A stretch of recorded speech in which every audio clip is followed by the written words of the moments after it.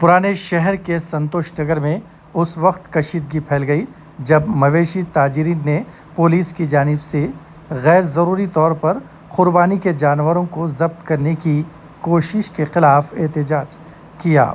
جمعہ 31 مئی کی رات ہوئے اس احتجاج کی وجہ سے علاقے میں سنسنی پھیل گئی۔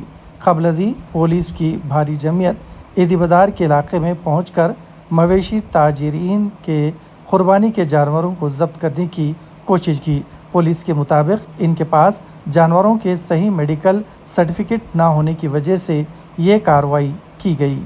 مزید تفصیلات کا انتظار ہے۔ اسی طریقے کی تازہ ترین خبروں کے لیے جڑے رہیے سا نیوز تلنگانہ حیدرآباد۔ السلام علیکم۔